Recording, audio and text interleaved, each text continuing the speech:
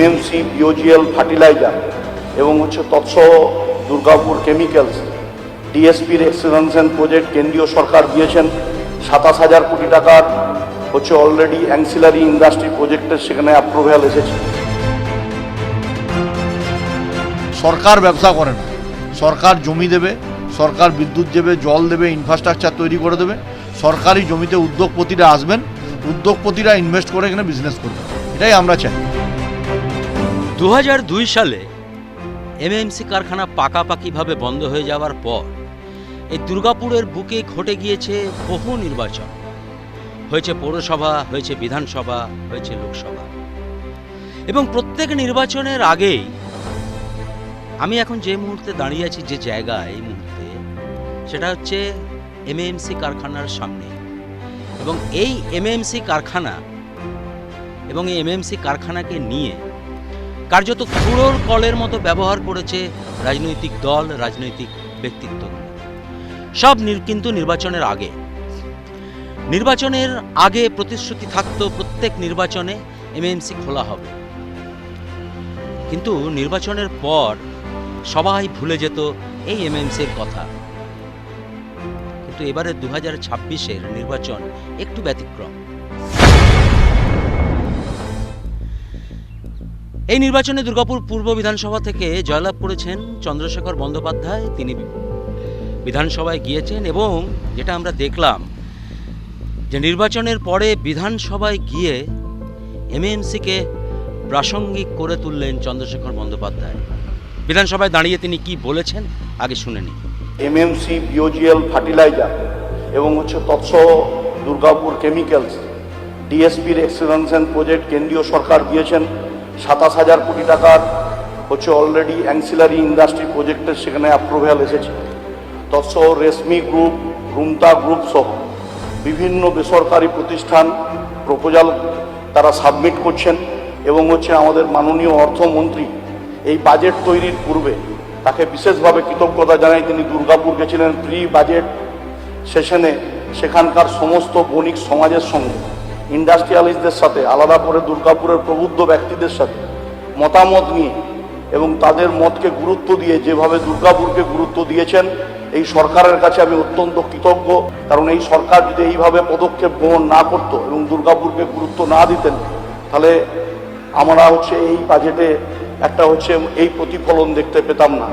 সার্বিকভাবে চাই জমি নীতি সরলীকরণ প্রক্রিয়ার মধ্যে দিয়ে এমএমসি, বিওজিএল, এইচএফসি সহ যেসব কারখানা, মাননীয় অধ্যক্ষ মহোদয়কে আবেদন করব, দুর্গাপুরে একটা ইন্ডাস্ট্রিয়াল মিট অর্থমন্ত্রীর মাধ্যমে থাকবে, সেখানে নতুনভাবে প্রপোজাল আসবে এবং দুর্গাপুর কলকাতা ডেস্টিনেশন দুর্গাপুর হবে। এই আবেদন আপনার কাছে রেখে আমি আমার বক্তব্য শেষ করছি। ধন্যবাদ। আমার সরাসরি প্রশ্ন ছিল চন্দ্রশেখর বন্দ্যোপাধ্যায়কে, নির্দিষ্ট কোনো পরিকল্পনা নিশ্চয়ই রয়েছে আপনার, তবেই আপনি বিধানসভায় এই প্রসঙ্গ তুলেছেন, এবং এর পাশাপাশি আপনার পরিকল্পনা ঠিক কী? এমএমসি কারখানার পুনরুজ্জীবন, নাকি এমএমসি কারখানার ইনফ্রাস্ট্রাকচারকে কাজে লাগিয়ে নতুন কোনো শিল্পের ভাবনা? ব্যাখ্যা অবশ্যই চন্দ্রশেখর বন্দ্যোপাধ্যায় দিলেন। কি দিলেন দেখুন। আমি একদম এটাই বলতে চাই, যদি পুনরুজ্জীবন করার ক্ষেত্রে কোনো প্রতিবন্ধকতা দাঁড়াচ্ছে, আমাদের মাইনিং ইন্ডাস্ট্রিতে, এমএমসিতে হেভি মাইনিংয়ের মেশিনপত্র তৈরি হতো। আমাদের এখানে মাইনিং কলেজ এবং এমএমসিতে যদি তৈরি হয়, এমএমসির যে কোয়ার্টার, সেই জমিতে প্রচুর ফাঁকা কোয়ার্টার আছে, সেখানে যদি একটা মাইনিং কলেজ আর এখানে নতুন করে যদি মাইনিং ইন্ডাস্ট্রি স্থাপন করা হয়, আমার মনে হয় এটা বেটার হবে। নিউ ইনভেস্টারদের দিয়ে, আগের মতন তার পুরনো যন্ত্রপাতির বিষয় নয়, এখন আধুনিক স্তরের যন্ত্রপাতি এসে গেছে।